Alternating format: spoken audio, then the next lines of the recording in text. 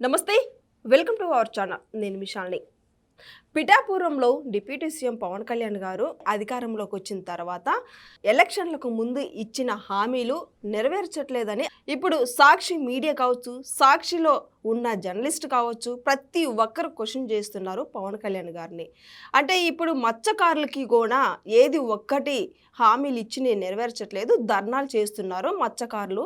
అయితే ఇప్పుడు deputy CM Pawan Kalyan గారు ఇక రాజకీయాలకి గుడ్ బై చెప్తున్నారా అన్న సాక్షి మీడియాలో పదే పదే విమర్శిస్తున్నారు. అయితే దీని మీద పూర్తిగా విశ్లేషించడానికి మనతో పాటు స్టూడియోలో ఉన్నారు senior journalist doctor Kanakadurga Vadlamani గారు ఉన్నారు. వారిని అడిగే విషయాలను తెలుసుకునే ప్రయత్నం చేద్దాం. నమస్కారం మేడం. నమస్తే అండి. మేడం, ఇప్పుడు మనం చూసుకున్నట్టయితే ఇప్పుడు టీడీపీ ప్రభుత్వం కావచ్చు, జనసేన ప్రభుత్వం కావచ్చు, ఇప్పుడు బీజేపీ మూడు కలిసికట్టుగా ముందుకు అడుగులు వేయాలి, బలంగా ముందుకు వెళ్ళాలి, ఈ రాష్ట్రాన్ని అభివృద్ధి చేయాలని నిన్న పవన్ కళ్యాణ్ గారు కూడా చెప్పారు. అయితే ఈ నేపథ్యంలోనే ఇప్పుడు సాక్షి మీడియాలో ప్రతి ఒక్కరూ జర్నలిస్టు వాళ్ళు విమర్శించేది ఏంటంటే పవన్ కళ్యాణ్ గారు ఇచ్చిన హామీలు పిఠాపురంలో ఏది ఒక్కటి కూడా నెరవేర్చట్లేదు, మత్స్యకారులకి ఇప్పుడు ధర్నా చేస్తున్నారు, వాళ్ళు ఇబ్బంది పడుతున్నారు అని వ్యాఖ్యలు చేస్తున్నారు. మరోపక్కేమో రాజకీయాలకి గుడ్ బై చెప్తున్నారు పవన్ కళ్యాణ్ గారు అని విమర్శిస్తున్నారు వీళ్ళు సాక్షి మీడియా వాళ్ళు. దీన్ని ఎలా చూడాలి మేడం? అందుకే మీకు దీన్ని బట్టి ఏమర్థం అవుతుంది? వాళ్ళు భయపడుతున్నారు పవన్ కళ్యాణ్. వాళ్ళు కూటమి ప్రభుత్వానికి భయపడుతున్నారు. ఇవాళ ఇంకా ఎవరిది అరెస్టులు కాలేదు, కాకుండానే ఇవాళ సాక్షి భయపడుతోందంటే దాన్ని బట్టి కూటమి ప్రభుత్వం బ్రహ్మాండంగా పనిచేస్తోంది. పవన్ కళ్యాణ్ తన ఫుల్ సపోర్ట్ చంద్రబాబు నాయుడు గారికి ఇస్తున్నారు అనేది అర్థమవుతోంది. నిన్న గూగుల్ డేటా సెంటర్ వచ్చాక నిన్న మోదీ గారు రావడం మూడోసారి, నిన్న ఎంత అద్భుతంగా సభ జరిగింది. ఆ జరిగాక నన్నూరులో అక్కడ స్టేజ్ మీద ఆయన లోకేష్ని పిలవడం, పవన్ కళ్యాణ్తో మాట్లాడడం మీరే చూశారు. లోకేష్ని అభినందించడం ఇవన్నీ చూశాక వాళ్ళు ఇవాళ ఇలా రాయకపోతే ఎలా రాస్తారు, ఇలా మాట్లాడకపోతే ఎలా మాట్లాడతారు? ఇప్పుడు వాళ్ళ బాధ ఏంటంటే జనసేన టీడీపీ కూటమి నుంచి బయటకు వచ్చేస్తే బీజేపీ కూడా బయటకు వచ్చేస్తుంది. బీజేపీ బయటకు వచ్చేస్తే బీజేపీతో జగన్మోహన్ రెడ్డి కలవచ్చు, జగన్మోహన్ రెడ్డి కలిస్తే అరెస్ట్ ఆగిపోతుంది, జగన్మోహన్ రెడ్డి మీద ఉండే కేసులన్నీ పక్కకి వెళ్ళిపోతాయి. ఎలక్షన్ ముందు నుంచి వాళ్ళు చేస్తున్నది అదే. ఎప్పుడైతే చంద్రబాబు నాయుడు గారు అరెస్ట్ అయ్యారో, వాళ్ళు కూటమిగా ఉంటామని ప్రకటించారో, కలిసికట్టుగా పనిచేస్తామని చెప్పారు, ఆ రోజు నుంచి మొదలైన ఇది ఇప్పటికి 2 ఏళ్ళు అయినా కూడా ఆగట్లేదు.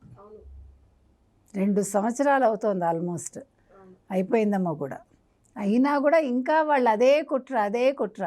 ఇప్పుడు అన్నీ కూడా నిందలు పవన్ కళ్యాణ్ మీద వేస్తున్నారు. నువ్వు అది చేయలేదు, నువ్వు ఇది చేయలేదు, కల్తీ మద్యం గురించి మాట్లాడటం లేదు, సుగాలి ప్రీతి గురించి నువ్వు పట్టించుకోవట్లేదు, మత్స్యకారుల గురించి పట్టించుకోలేదు, మత్స్యకారులకు ఏమీ చేయట్లేదు, లేకపోతే వాలంటీర్ల గురించి పట్టించుకోలేదు, లేదంటే యువతకి నువ్వేదో హామీ ఇచ్చావు, మెడికల్ కాలేజీల మీద నువ్వు మాట్లాడట్లేదు, పీపీపీ మోడల్ అంటే బుద్ధుందా నీకు?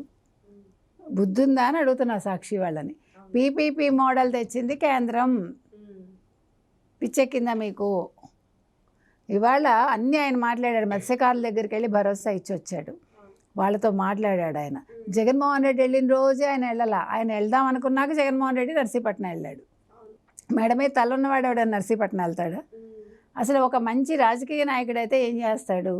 ముగిసిన అంటే బాగా ప్రారంభోత్సవం అయిపోయిన ఒక మెడికల్ కాలేజ్ దగ్గరికి వెళ్ళి ఇగో మేము చేసాం ప్రారంభోత్సవం చూడండి అని చెప్తాడు. మొండిగోడల దగ్గరికి వెళ్ళి ఎనప ఊచల దగ్గర నిల్చుని ఇదిగో మేము కడదాం అనుకున్నాము, కడితే ఇలా ఉంటుంది చూడండి అని ఫోటో చూపించి జనాలు నవ్వుకున్నారు. అంటే జగన్మోహన్ రెడ్డి రాజకీయాల్లోకి పనికిరాడు, రాజకీయ పరిపక్వత రాలేదు, తండ్రి పేరు చెప్పుకొని కాయలు అమ్ముకున్నాడు, ముఖ్యమంత్రి అయ్యాడు. ఎందుకంటే జగన్మోహన్ రెడ్డికి ఇండివిజువల్గా ఎటువంటి పవరు లేదు, రాజకీయంగా ఆయన తాను ఇంతవరకు ప్రూవ్ చేసుకోవాలా. సొంతంగా వచ్చానంటాడు, మడమ తిప్పను, మాట తప్పను అంటాడు, ప్రతిసారి మాట తప్పుతున్నాడు. మాట తప్పంది పవన్ కళ్యాణ్, మాట తప్పుతున్నది జగన్మోహన్ రెడ్డి. మీరు చూసుకుంటే కనుక అయితే ఏ రోజు ఏం చేశాడో చెప్పమానండి జగన్మోహన్ రెడ్డిని. పోనీ ఇవేమి చెయ్యొద్దయ్యా, సరే ఏమి చెయ్యొద్దు జగన్మోహన్ రెడ్డి. నిన్న గూగుల్ డేటా సెంటర్ వచ్చినప్పుడు నువ్వు ప్రతిపక్ష నేత అనుకుంటున్నావు కదా, ప్రతిపక్ష నేతగా నువ్వు ఒక్క మంచి మాటని పత్రికలో రాసావా? ఒక చిన్న మంచి ట్వీట్ ఒకటి చేసావా? నువ్వు ఇంకేం నేతవు, నువ్వు ఇంకేం రాజకీయ నాయకుడు నువ్వు? నీ రాష్ట్రానికి వచ్చిన ఒక పెట్టుబడి గురించి మంచి మాటలు మాట్లాడని ఒక రాజకీయ నాయకుడు ప్రతిపక్ష నేతగా పనికొస్తాడా? ప్రతిపక్ష నేత హోదా ఇవ్వాలా? ఇవాళ ప్రజలు అడుగుతున్నారు. అవును. ఈ రోజున మోడీ గారు కూడా వచ్చి ఇది 3 టైమ్స్ 4 టైమ్స్ కలవటం జరిగింది. గత 5 సంవత్సరాల్లో ఒక్క రోజున మోడీ గారిని కలిసి రాష్ట్రం గురించి మాట్లాడిన ఎలా మాట్లాడతాడు? ఆయన దగ్గరికి వెళ్ళి చేతులు కట్టుకుని వినమ్రంగా, సార్ నా కేసులు చూడండి సార్, కొంచెం నాకు బెయిల్ కంటిన్యూ అయ్యేలా చూడండి సార్, అవి అడుగుతాడు. ప్రజలకు ఇది కావాలి సార్, లేకపోతే మాకు ఒక డేటా సెంటర్ ఇవ్వండి సార్, లేకపోతే టాటా కన్సల్టెన్సీ వస్తుంది సార్, మీరు రండి ఇనాగ్రేట్ చేయండి సార్ అంటాడా? అన్నాడు. కియా మోటార్స్ వస్తానంది సార్, నేనే వెనక్కి పంపించేశాను సార్, మాకేంటి అని అడిగాను సార్, మాకేమి ఇవ్వనన్నారు సార్ కదా. తర్వాత అదేంటి గల్లా జయదేవ్ గారి ఫ్యాక్టరీని కూడా పంపించేశాను సార్, ఇట్లాంటి మంచి మాటలన్నీ చెప్తాడు. గంజాయి బాగా పండించాం సార్ వైజాగ్ ఒక వాణిజ్య పంటగా చేశాం సార్ గంజాయిని, కాబట్టి ఇవాళ గంజాయి మత్తులో వైజాగ్ యువత తేలి ఆడుతున్నారు సార్, ఇది మా అభివృద్ధి అని చెప్తాడు ఆయన. కాబట్టి ఇవాళ మీరు ఏదైతే జగన్మోహన్ రెడ్డిని అడుగుతున్నారో కల్తీ మద్యం గురించి మాట్లాడరు. పవన్ కళ్యాణ్ మాట్లాడాల్సిన పని లేదు, ఎందుకంటే కల్తీ మద్యం చేసింది మీ జనార్దన్ రావు కదా. అందుకని మీరు మాట్లాడాలి, మీ కల్తీ మద్యం గురించి వైసీపీ వాళ్ళు మాట్లాడాలి. 5 ఏళ్ళు కల్తీ మద్యం చేసి అమ్మి ప్రజల ప్రాణాలు తీసి తర్వాత వాళ్ళ లివర్లు చెడగొట్టి అన్నీ చేసి ఇవాళ ఏమంటున్నారు, కల్తీ మద్యం చంద్రబాబు నాయుడు గారి హయాంలో జరిగింది. సారీ కాదండి, మీ మనిషే చెప్తున్నాడు, జోగి రమేషే చేశాడు అని. కాబట్టి ఇవాళ పవన్ కళ్యాణ్ మాట్లాడాల్సిన పని లేదు, పవన్ కళ్యాణ్ పని పవన్ కళ్యాణ్ చేసుకుంటున్నారు. ప్రజలకు ఎప్పుడు ఏ అవసరం ఉందో అప్పుడు ఆయన వస్తాడు.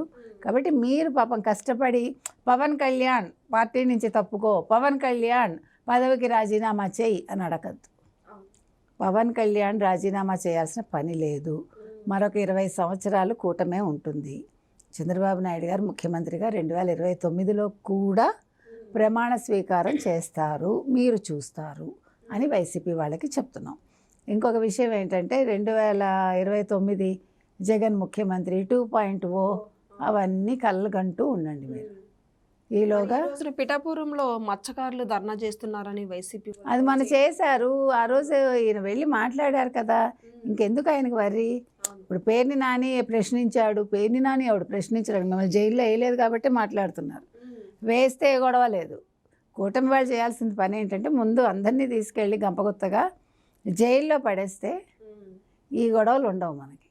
వాళ్ళకి ఇప్పుడు స్వాతంత్రం ఎక్కువైపోయి, వాక్ స్వాతంత్రం ఇంకా ఎక్కువైపోయి అవాకులు చెవాకులు మాట్లాడుతున్నారు. కాబట్టి సోషల్ మీడియాలో ఇప్పుడు అనవసరంగా మాట్లాడిన పోస్టులు పెట్టిన అరెస్ట్ చేస్తూ ఉన్నారు కదా, ముందు ఆ పని కూడా చేస్తే బాగుంటుంది. Thank you madam.